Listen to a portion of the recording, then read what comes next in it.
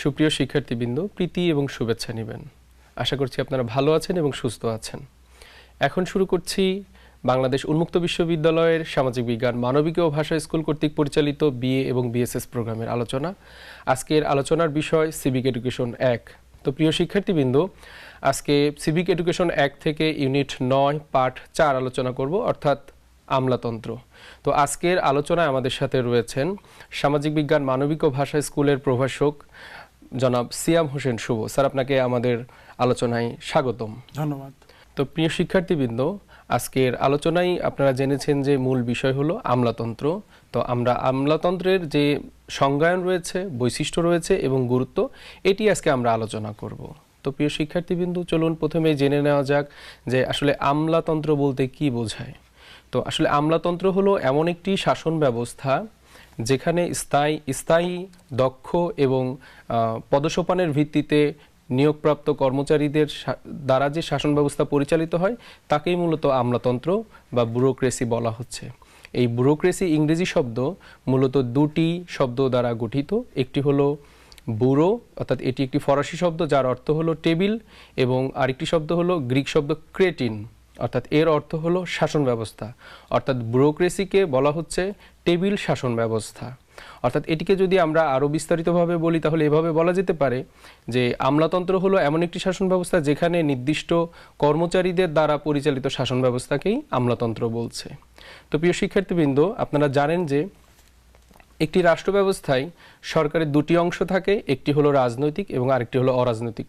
তো রাজনৈতিক অংশটি সাধারণত আপনার নির্বাচিত প্রতিনিধিদের দ্বারা গঠিত হয় এবং অরাজনৈতিক যে অংশ সেটিকেই মূলত আসলে আমলা বা সিভিল সার্ভেন্ট হিসেবে সাধারণত বিবেচনা করা হয়। তো চলুন আর দেরি না করে আমরা আমাদের সম্মানিত শিক্ষক জনাব সিয়াম হোসেন শুভ স্যারের কাছ থেকে জেনে নেই যে আসলে আমলাতন্ত্রের যে বৈশিষ্ট্য রয়েছে, আসলে আমলাতন্ত্রের বৈশিষ্ট্যগুলো যদি প্রিয় শিক্ষার্থীদের উদ্দেশ্যে বলেন। ধন্যবাদ স্যার। আপনি শুরুতেই বললেন যে আমলাতন্ত্রের যারা সরকারি কর্মচারী রয়েছেন তাদের কাজ হচ্ছে সরকারি নীতিমালাকে বাস্তবায়নে কাজ করা। তো আমরা যদি আমলাতন্ত্রের বৈশিষ্ট্য নিয়ে আরেকটু স্পেসিফিক আলোচনা করি তাহলে হয়তো আমাদের এই বিষয়টার ধারণা আরও পরিষ্কার হবে, আমাদের শিক্ষার্থীরা আরও ভালো করে বুঝতে পারবেন। শুরুতে আমি বলবো যে স্থায়িত্ব। যারা সরকারি কর্মচারী রয়েছেন তাদের কিন্তু চাকরির একটা নির্দিষ্ট সময়সীমা রয়েছে এবং এই সময়সীমার মধ্যে কোনো যৌক্তিক কারণ ছাড়া দুর্নীতির অভিযোগ হতে পারে বা চাকরির শর্তাবলী ভঙ্গের কোনো অভিযোগ যদি প্রমাণিত হয় সেক্ষেত্রে সে চাকরিচ্যুত হতে পারে বা শারীরিকভাবে অক্ষম হলে। কিন্তু এছাড়া কিন্তু তাদের একটা সুনির্দিষ্ট সময়সীমা পর্যন্ত তারা চাকরিতে বহাল থাকেন এবং তাদের সেবাটা তারা দিয়ে যান। এটা একটা স্পেসিফিক বৈশিষ্ট্যের মধ্যে আমরা বলতে পারি। এছাড়া আমরা যদি লক্ষ্য করি যে প্রশাসনিক কার্যে নিরবিচ্ছিন্নতা রক্ষা করা। আমাদের বিশেষ করে বর্তমান বিশ্ব ব্যবস্থায় অধিকাংশ রাষ্ট্র কিন্তু গণতান্ত্রিক এবং আমরা দেখি যে এখানে সরকার ব্যবস্থাও কিন্তু গণতান্ত্রিক প্রক্রিয়ায় কিন্তু আসে, অর্থাৎ বিভিন্ন নির্বাচনের মাধ্যমে আমরা বিভিন্ন সময় বিভিন্ন সরকারকে কিন্তু ক্ষমতায় আরোহণ করতে দেখতে পাই। তো সরকার কিন্তু বিভিন্ন সময়ে পরিস্থিতির উপর ভিত্তি করে ঘন ঘন পরিবর্তন হতে পারে। আবার নির্বাচনের মাধ্যমে একটা সুনির্দিষ্ট সময়ের পরে নতুন সরকার চলে আসতে পারে। তো সেই ক্ষেত্রে সরকারি যে কার্যক্রম বা সেবা যেটা জনগণের জন্য করতে হয় সেটা কিন্তু ব্যাহত যাতে না হয় সেই ক্ষেত্রে কিন্তু এই যে সরকারি যারা কর্মচারী রয়েছেন তারা কিন্তু নিরবিচ্ছিন্নতা বজায় রাখেন। অর্থাৎ সরকার পরিবর্তন হলেও যাতে এই কার্যক্রম কোনোভাবেই ব্যাঘাত না ঘটে সেই জিনিসটা কিন্তু আমলাতন্ত্রের মাধ্যমে আমরা দেখতে পাই। এরপরে আমরা যদি আরেকটা বিষয় বলি সেটা হচ্ছে নিরপেক্ষতা। আমলাদের অবশ্যই নিরপেক্ষ হতে হয়, কারণ বিভিন্ন সময়ে বিভিন্ন দল সরকার গঠন করে, যেটা আমরা ইতিপূর্বে বললাম। কিন্তু আমলারা তারা কোনো সুনির্দিষ্ট দলের অনুসারী বা সুনির্দিষ্ট দলের হয়ে কাজ করবেন না, তাদেরকে নিরপেক্ষ থেকে পেশাদারিত্বের সাথে সরকারের অধীনস্থ হয়ে সরকারের যে নীতিমালা রয়েছে সেগুলোকে বাস্তবায়নে কাজ করতে হবে। তো নিরপেক্ষতা বজায় রাখা কিন্তু আমলাতন্ত্রের একটা খুব গুরুত্বপূর্ণ একটি বৈশিষ্ট্যের মধ্যে পড়ে। এরপরে আমরা একটা জিনিস লক্ষ্য করি, যারা আমলা রয়েছেন, যারা সরকারি কর্মচারী রয়েছেন, তারা যে সেবাটা দিয়ে থাকেন বা যে কাজগুলো করে থাকেন এটা কিন্তু তারা বলতে পারেন অধিকাংশ ক্ষেত্রে কিন্তু তাদের নাম অগোচরে থেকে যায়। এর কারণ হচ্ছে রাজনৈতিক যারা প্রশাসক রয়েছেন তারা কিন্তু সব ব্যাপারে সামনে থাকেন এবং তাদের নামেই কিন্তু এই কার্যক্রমগুলো পরিচালিত হয়। অর্থাৎ সরকারের একটা নীতিমালা থাকতে পারে, সেটার আলোকে বিভিন্ন পদক্ষেপ সরকার গ্রহণ করে, সেটা বাস্তবায়নে কাজ করে। সেই কাজ করার সময়ে সেটার জন্য সুনাম হতে পারে, আবার দুর্নামও কিন্তু হতে পারে। সেই সুনাম এবং দুর্নামের ভাগিদার কিন্তু রাজনৈতিক যারা নেতৃবৃন্দ রয়েছেন বা সরকারে যারা রাজনৈতিক প্রশাসক যারা রয়েছেন, তারাই কিন্তু এটি তাদের উপরে কিন্তু বর্তায়। এক্ষেত্রে কিন্তু আমলারা অনেকটাই দায়মুক্ত থাকেন, যেহেতু তাদের সরাসরি নাম সামনে চলে আসে না, তারা পেছনে থেকেই কাজ করে যান। আর একটা ব্যাপার আমরা বলবো, সেটা হচ্ছে দায়িত্বশীলতা। দেখেন, রাজনৈতিক নেতৃবৃন্দ অর্থাৎ আমাদের যে বিভিন্ন সংসদ সদস্য বলেন, যেই বলেন, এরা কিন্তু জবাবদিহিতা থাকে জনগণের কাছে, তাই না? যেহেতু তারা জনগণের প্রতিনিধি। কিন্তু আমলাদের ক্ষেত্রে যদি আমরা লক্ষ্য করি, তাদের কিন্তু জনগণের নিকট কিংবা আইনসভার নিকট কিন্তু তাদের জবাবদিহিতার কিন্তু আসলে বিষয়টা ওইভাবে আসে না, বা দায়িত্বশীলতাটা কিন্তু তাদের আইনসভার নিকট বা জনগণের নিকট নয়। তাদের জবাবদিহিতাটা বা দায়িত্বশীলতাটা এটা কিন্তু দেখবেন যে সংশ্লিষ্ট যে মন্ত্রণালয় রয়েছে, সেখানকার যিনি মন্ত্রী রয়েছেন, তার নিকটে কিন্তু তাকে জবাবদিহি করতে হয়। এবং স্যার আর একটু বিষয় আপনার সাথে অ্যাড করি, সেটা হলো যেহেতু সিভিল সার্ভেন্ট বা আপনার আমলারা তারা কিন্তু সাধারণত রুটিন দায়িত্ব পালন করে থাকে। যেহেতু সরকারি নীতিগুলো সাধারণত জনপ্রতিনিধিদের কাছ থেকেই আসে এবং তারা সংসদে সেই বিলগুলো পাশ করে আইনে পরিণত করে, এবং এই আইনকে সাধারণত বাস্তবায়ন করার দায়িত্ব কিন্তু সাধারণত সিভিল সার্ভেন্ট বা আমলাদের হাতে থাকে। তার মানে যেহেতু তারা রুটিন দায়িত্ব পালন করে, তার মানে তাদের দায়বদ্ধতা, যেহেতু তারা পদসোপানের ভিত্তিতে নিয়োগপ্রাপ্ত হয়ে থাকেন, তার মানে তার ঊর্ধ্বতন কর্মকর্তার কাছে কিন্তু তিনি দায়বদ্ধ থাকেন। যেটা যে এক্ষেত্রে দেখা যায় যে যারা জনপ্রতিনিধি, তারা কিন্তু জাতীয় পার্লামেন্টের কাছে কিন্তু দায়বদ্ধ থাকে।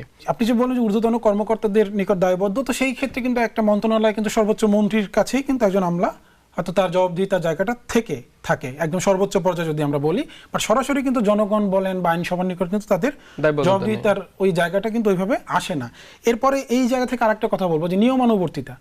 আমলাদের অনেক ব্যাপক পরিসরে কাজ করতে হয়, এই কারণে তাদের ব্যক্তিগত জীবন বলেন বা তাদের কর্মজীবন বলেন, সবকিছু কিন্তু একটা সুশৃঙ্খলভাবে কিন্তু তাদের পরিচালিত করতে হয়। তো সেই জায়গা থেকে তারা কিন্তু নিয়ম শৃঙ্খলার মাধ্যমে, বিভিন্ন দপ্তরের মধ্যে সমন্বয়ের মাধ্যমে এই জটিল এবং কঠিন কাজগুলোকে বাস্তবায়নের লক্ষ্যে সর্বদা কাজ করে যান। এরপরে আমরা একটা বিষয় লক্ষ্য না করলেই নয়, সেটা হচ্ছে তাদের নিয়োগ প্রক্রিয়া। দেখেন, আমলাতন্ত্রে বা এই যে সরকারি কর্মচারীদের নিয়োগের ক্ষেত্রে নির্ধারিত যোগ্যতা সম্পন্ন ব্যক্তিবর্গ আবেদন করেন, এবং সেই আবেদনের পরিপ্রেক্ষিতে রাষ্ট্র বিভিন্ন মাধ্যমে কিন্তু পরীক্ষার মাধ্যমে কিন্তু তাদেরকে যাচাই বাছাই করে তাদেরকে নিয়োগ প্রদান করেন। এবং এই নিয়োগের মাধ্যমে কোন আমলা কোন বিষয়ে কাজ করবেন বা কোন জায়গায় কাজ করবেন, এইভাবেও কিন্তু তাদের মধ্যে কর্মবন্টন থাকে। এরপরে আমরা সবচেয়ে গুরুত্বপূর্ণ যে বৈশিষ্ট্যটার কথা বলবো, সেটা হচ্ছে জনকল্যাণ সাধন। দেখেন, আধুনিক বিশ্বে আমরা যদি লক্ষ্য করি, এখানে কিন্তু প্রায় সকল রাষ্ট্রই কিন্তু জনকল্যাণমূলক রাষ্ট্র হওয়ার দিকেই তাদের আগ্রহ বা তাদের হতে হবে। কারণ মানুষ কিন্তু এখন সমস্ত ব্যাপারেই বলতে পারি আমরা সচেতন, এবং রাষ্ট্রের লক্ষ্য হচ্ছে জনগণের সর্বোচ্চ কল্যাণ সাধন। এবং জনগণের সর্বোচ্চ কল্যাণ সাধনের জন্য তারা কিন্তু বিভিন্ন পলিসি গ্রহণ করে, বিভিন্ন নীতি নির্ধারণী বলেন, সব বিষয়গুলো কিন্তু আলটিমেটলি লক্ষ্য থাকে জনগণের কল্যাণ সাধন, রাষ্ট্রের উন্নয়ন। তো সেই জায়গায় সেই জনকল্যাণমূলক রাষ্ট্রের বাস্তবায়নে তাহলে আমাদের কাজটা কিন্তু জনগণের কল্যাণ সাধনটাই আলটিমেটলি হলো। কারণ একটা কল্যাণমূলক রাষ্ট্র যখন জনগণের কল্যাণ সাধনের লক্ষ্যে কাজ করে যাবে, এবং সেই কাজটা কিন্তু আমাদের মাধ্যমে বা সরকারি কর্মচারীদের মাধ্যমে কিন্তু বাস্তবায়ন করা হয়ে থাকে, একদম কেন্দ্র থেকে রুট লেভেল পর্যন্ত। তো এই বিষয়গুলি মোটামুটি আমরা ওভারঅল বলতে পারি যে আমলাতন্ত্রের যে বৈশিষ্ট্য, এই বৈশিষ্ট্যগুলো কিন্তু আমাদেরকে আমলাতন্ত্রকে বুঝতে আরও বেশি সহযোগিতা করবে। আমাদের শিক্ষার্থীদের জন্য হয়তো বিষয়গুলো আরেকটু পরিষ্কার হবে। তো স্যার, এ পর্যায়ে যদি আমরা আমলাতন্ত্রের যে গুরুত্ব, সেই বিষয়গুলো যদি আমরা একটু আলোচনা করি, তাহলে হয়তো আমার মনে হয় যে আমাদের শিক্ষার্থীদের কাছে এই বিষয়টা আরও বেশি পরিষ্কার হয়ে যাবে। আপনাকে ধন্যবাদ। প্রিয় শিক্ষার্থীবৃন্দ, এতক্ষণ আপনারা আমলাতন্ত্রের যে বৈশিষ্ট্য সেগুলো জানলেন। আসলে আমলাতন্ত্র একটি ব্যাপক ধারণা, তো এই ব্যাপক ধারণাটি আমাদেরকে যদি আর সুস্পষ্ট করতে হয়, তাহলে আমাদের আমলাতন্ত্রের গুরুত্বটা বুঝতে হবে। আমরা জানি যে শাসন ব্যবস্থা বিদ্যমান থাকে, সেখানে আমরা শুরুতে আলোচনা করেছিলাম যে দুটি অংশ থাকে, একটি রাজনৈতিক এবং আর একটি হলো অরাজনৈতিক অংশ। এই অরাজনৈতিক অংশের মূল দায়িত্ব কিন্তু সরকারি যে নীতিগুলো নেওয়া হয়, সেই নীতিগুলো কিন্তু বাস্তবায়ন করতে হবে। এটি কিন্তু আপনার একটি গুরুত্বপূর্ণ দিক। অর্থাৎ একটি রাষ্ট্রে আমলাতন্ত্রের গুরুত্ব, এটা যদি আমরা অনুধাবন করতে চাই, তাহলে আমাদের বুঝতে হবে যে একটি রাষ্ট্রে আমলারা আসলে কি কি কাজ করে থাকে। যেমন আমলারা সরকারি নীতি বাস্তবায়ন করে থাকে, তারা উন্নয়নমূলক পরিকল্পনা করে থাকে, তারা গণতন্ত্র প্রতিষ্ঠা করার ক্ষেত্রে ভূমিকা পালন করে থাকে, আইন শৃঙ্খলা রক্ষা করার ক্ষেত্রে তাদের ব্যাপক ভূমিকা থাকে, এবং সর্বোপরি একটি রাষ্ট্রের যে কল্যাণ সাধন সেটা কিন্তু এই আমলাদের হাত ধরেই হয়ে থাকে। কারণ আমরা জানি যে আমলার সরকারি কর্মকর্তারাই কিন্তু জনসেবা প্রদান করে থাকে। তার মানে জনগণের জন্য যে সরকারি যে সেবাসমূহ রয়েছে বিভিন্ন মন্ত্রণালয়ের অধীনে, সেই সেবাগুলোকে সাধারণ জনগণের দোরগোড়ায় পৌঁছে দেওয়ার জন্য এই আমলারা কিন্তু সবচেয়ে বেশি অগ্রণী ভূমিকা পালন করে থাকে। আরেকটা আমি যুক্ত করতে চাই, আমলারা কিন্তু তাদের কার্যক্রম পরিচালনার সময় আমরা দেখতে পাই যে তারা কিন্তু সাধারণ জনগণকে কিন্তু তাদের কর্মকাণ্ডের মধ্যে অন্তর্ভুক্ত করেন, এবং জনগণকে সাথে নিয়েও কিন্তু তারা দেখবেন যে অনেক ক্ষেত্রে একদম লোকাল পর্যায়ে বা তৃণমূল পর্যায়ে অনেক কাজ কিন্তু তারা সম্পাদন করে থাকেন। তো এই বিষয়টা কিন্তু আমলাদের কাছ থেকে আমরা বিশেষভাবে দেখতে পাই, যেটার মাধ্যমে জনগণের সাথে একটা পারস্পরিক বোঝাপড়ার মাধ্যমে অনেক বিষয় কিন্তু তারা সমাধানে আসতে পারেন। আমরা এতক্ষণে জানলাম যে আপনার আমলাতন্ত্রের যে গুরুত্ব, তার মধ্যে আরও একটি অন্যতম গুরুত্ব হলো তারা রাজনৈতিক ভারসাম্য রক্ষা করে থাকে। আমরা জানি যে যেহেতু তারা অরাজনৈতিক অংশ, তো আমরা জানি যে একটি নির্দিষ্ট সময় পর পরই দেশে নির্বাচন অনুষ্ঠিত হয়, এবং নির্বাচনকালীন সময় কিন্তু তখন কিন্তু আর কোনো সরকার থাকে না।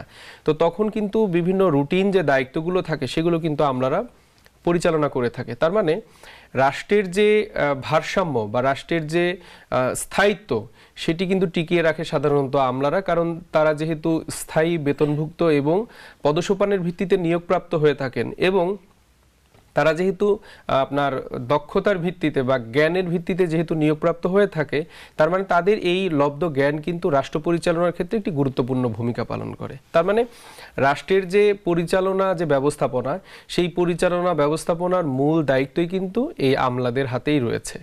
তার মানে রাষ্ট্র ব্যবস্থাকে আপনার গতিশীল করার জন্য বা সরকারি সেবাসমূহকে যথাযথভাবে জনগণের দোরগোড়ায় পৌঁছে দেওয়ার জন্য সবচেয়ে যে অগ্রণী ভূমিকা পালন করে থাকে তারা হলো এই সিভিল সার্ভেন্ট বা আমলা। তো অ্যালমন্ড এবং পাওয়েল এক্ষেত্রে বলছেন যে আমলাতন্ত্র হলো এমন একটি সর্বোচ্চ সংস্থা যেখানে শাসক বর্গ এবং নীতি প্রণেতারা তারা তাদের আপনার সিদ্ধান্তকে বাস্তবায়ন করার চেষ্টা করে। তার মানে এখানে রাজনৈতিক অংশের কথাও বলা হলো, এবং স্থায়ী যে কর্মকর্তা বা কর্মচারীবৃন্দ রয়েছে তাদের কথাও বলা হলো। তারা তাদের যে পরিকল্পনা, তাদের যে সিদ্ধান্ত, সেটি কিন্তু জনগণের জন্য বাস্তবায়ন করে থাকে। তার মানে একটি রাষ্ট্র ব্যবস্থায় যে আপনার ব্যবস্থাপনা থাকে, অর্থাৎ গভর্নেন্স সিস্টেম থাকে, সেখানে একটি মূল দায়িত্ব পালন করে থাকে এই আমলারা। তো প্রিয় শিক্ষার্থীবৃন্দ, আমরা আলোচনার একেবারেই শেষ পর্যায়ে চলে এসেছি। আমাদের এই আলোচনার মাধ্যমে আজকে আপনারা জানতে পারলেন আমলাতন্ত্রের সংজ্ঞায়ন, আমলাতন্ত্রের বৈশিষ্ট্য এবং একটি রাষ্ট্রে আমলাতন্ত্রের যে গুরুত্ব সেটা সম্পর্কে আপনারা জানলেন। এই বিষয়ে যদি আরও বিস্তারিত জানতে চান তাহলে নিকটস্থ টিউটোরিয়াল সেন্টারের টিউটরদের সাথে যোগাযোগ করতে পারেন, আমাদের সাথেও যোগাযোগ করতে পারেন। আমাদের সাথে যোগাযোগের ঠিকানা ডিন সামাজিক বিজ্ঞান মানবিক ও ভাষা স্কুল, বাংলাদেশ উন্মুক্ত বিশ্ববিদ্যালয়, গাজীপুর 1705। পরবর্তী অনুষ্ঠান দেখার আমন্ত্রণ জানিয়ে এখানেই শেষ করছি। ভালো থাকবেন, সুস্থ থাকবেন। ধন্যবাদ।